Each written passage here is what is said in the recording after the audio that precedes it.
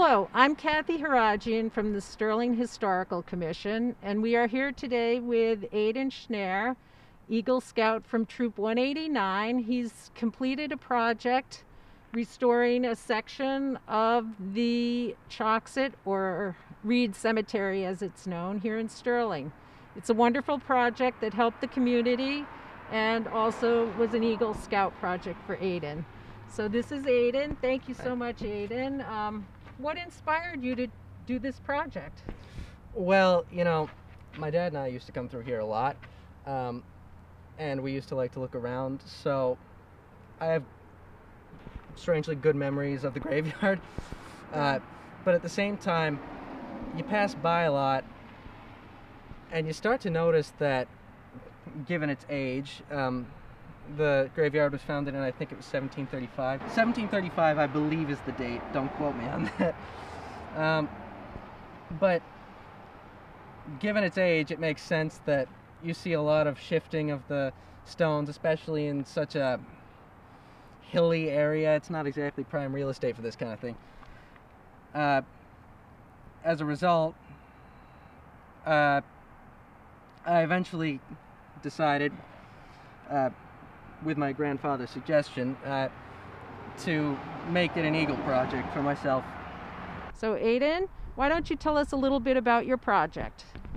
All right, so this front section right here, going from about over near the, I don't know, you'd call it a crypt, I guess, something along those lines, going back to about where that tree is the most historically significant section of the cemetery. It's the area where the whole thing began and then moved back, going all the way back there. The cemetery's been expanded over time. It was actually originally just this front section was bought, and then they bought further land. But the important thing to consider here is that this is the most historically significant section of the cemetery. There are a lot of the town's founders buried out this way. Some of the most important families in town are buried here. You can look around, you'll find many stones with last names, and you can look around town and find streets with the very same names. And the cemetery isn't, especially this older cemetery, isn't especially well maintained with regards to the stones. So over time, this cemetery has been here for hundreds of years. It begins to erode, the ground moves. When winter comes, ice seeps in and everything freezes over. It causes expansion, cracks in the rocks, shifting in the earth, and then everything settles in the summer and everything moves and moves and moves. Yes, we get our frost heaves. Yeah. Even here. So as a result, you get heavy shifting in the graves, and I mean, but before we came through here, most of everything in here was at a 45-degree angle at best.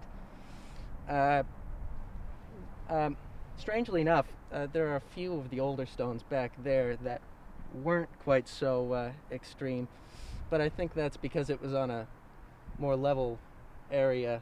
You go further that way. Okay.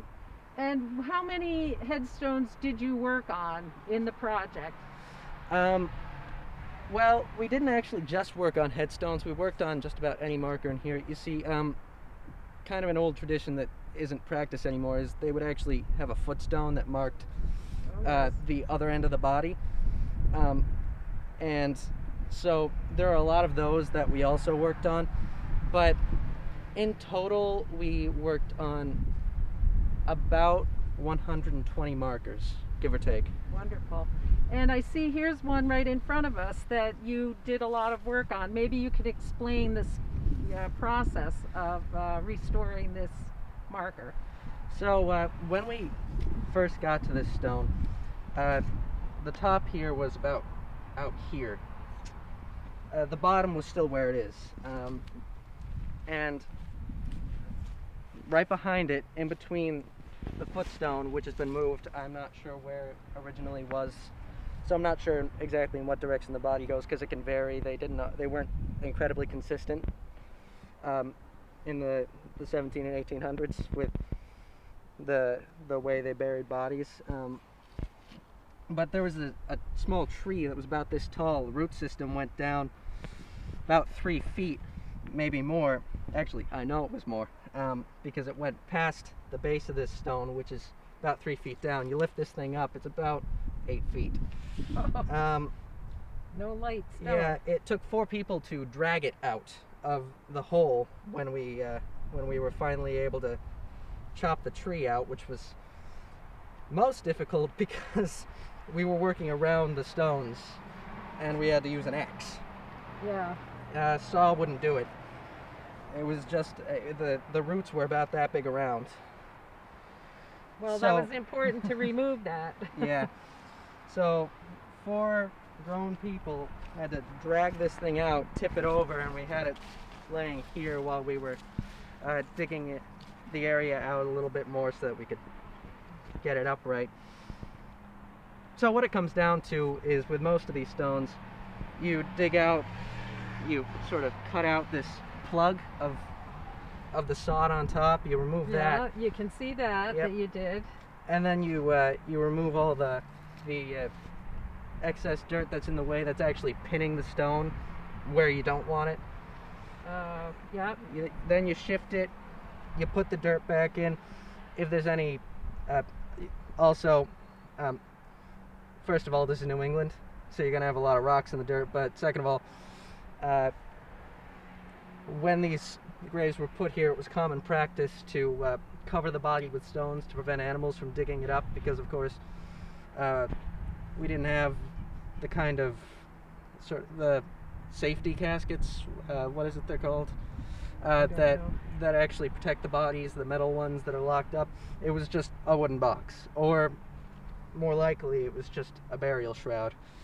So they would put rocks on top to prevent the body from being dug up and eaten.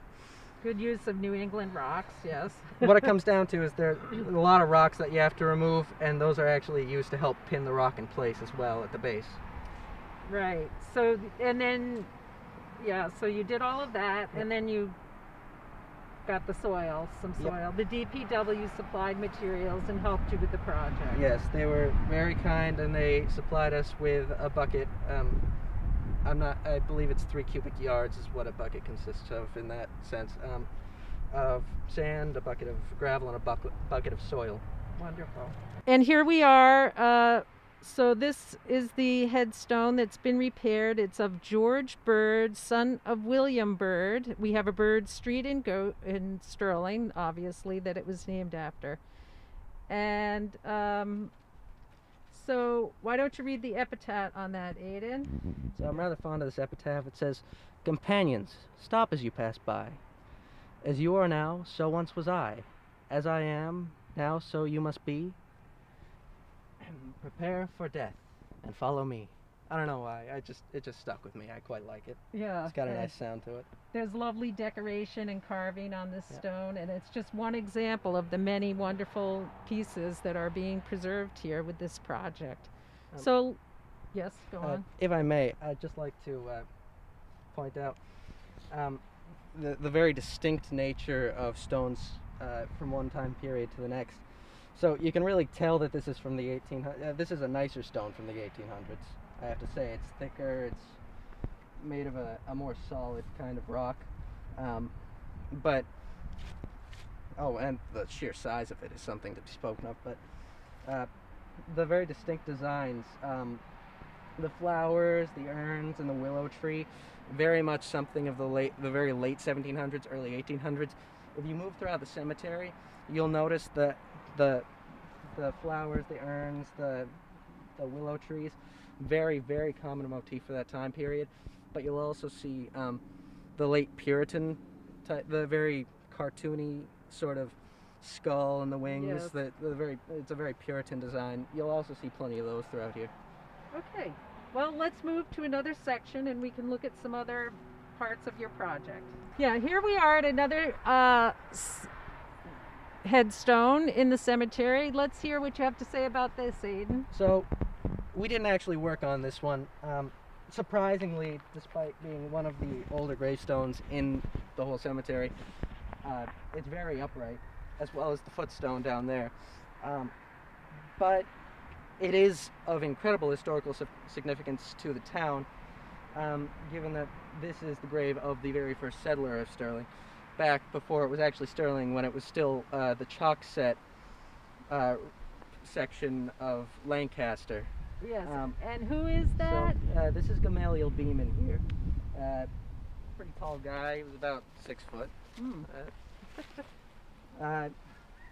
And you can actually, I just wanted to point this out, this grave specifically, because it's the first settler, and this is one among many other graves of different people and families that have similar significance to the town. But this is Gamaliel Beeman's grave, and you can see it's actually a very nicely decorated stone, and more so than most stones for the time period. I imagine he was relatively wealthy. I haven't looked that much into his history specifically. My grandfather can talk about it for a long time, though. Yes. Grandfathers can do that. He's done a lot of research specifically on Gamaliel Beeman. Oh. Well, we can save that for another section. And you can see that there is some just damage of time on the slate, and that's unfortunate, but unpreventable. A little algae could be cleaned off in another town-wide project to help restore these. That's another thing, is one of the original intentions of the project is that we were going to have some of the adults and myself and perhaps a couple of the older scouts, but probably not, just for basic safety reasons, using this very specific chemical solution that kills off the lichens, because you'll notice that stone back there is a pretty good example, and a whole bunch of stones behind it, but lichens over time very quickly make things illegible. Oh yeah, let's get a close-up. Let's get a close-up on this lichen damage to the headstone. So the lichens just completely cover it, and they also, underneath the lichens, it gets discolored. And it just makes it completely illegible, and over time does damage the stone. Right, and that brings up an important subject of restoration and the importance of this project. Do you feel that there is much more, and what needs to be done to help this problem? Almost certainly. We really only covered about half of what could be done in this section of the entire cemetery alone. The rest of the old Chocksett burial ground going all the way back there, I don't know exactly how many acres it is, but it's quite large. It could all be worked on. I mean, just looking at this, you can see all the different stones that are completely misaligned. There are some that are leaning up on other stones. Right.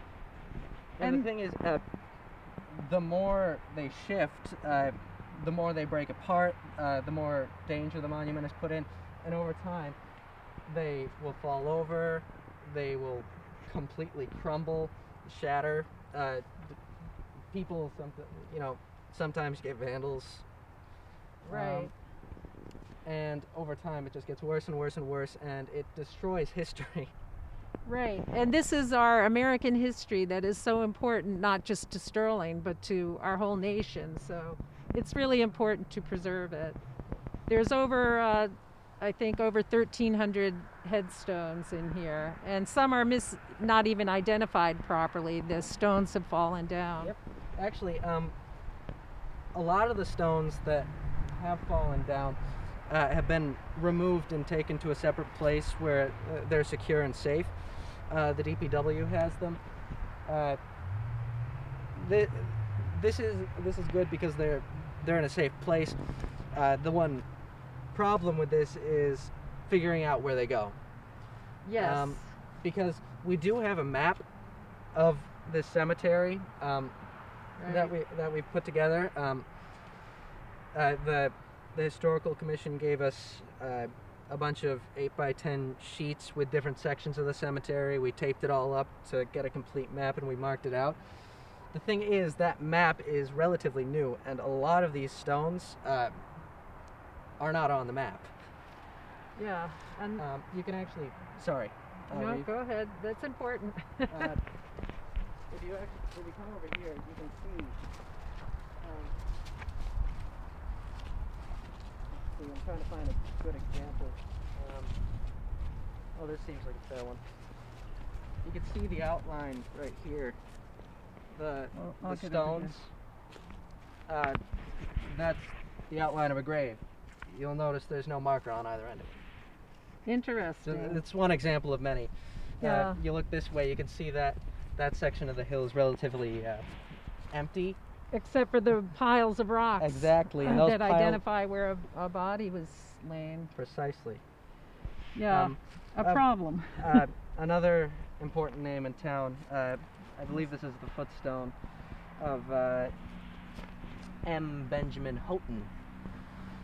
Well, anybody in town will recognize that name as being the name of one of the streets, and of course, the school. Right.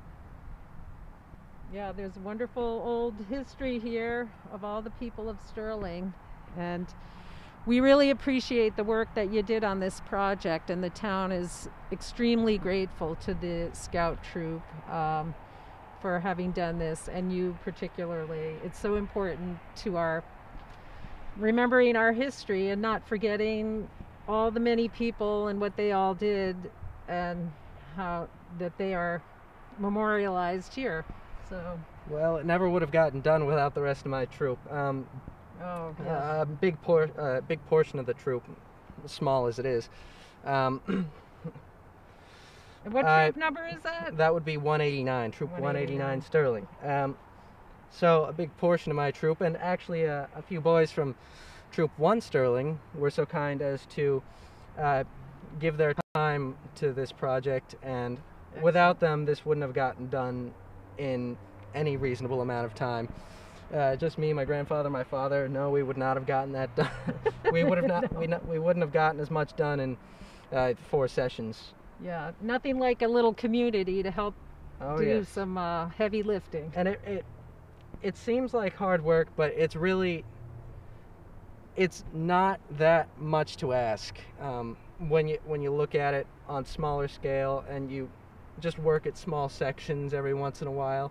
And I think it would make wonderful community projects. But you're right, it's a great outdoor project for the community and to help work on continuing to build up our cemetery and get it back to a wonderful historical living document. Yes. And thank you again, Aiden. Thank you.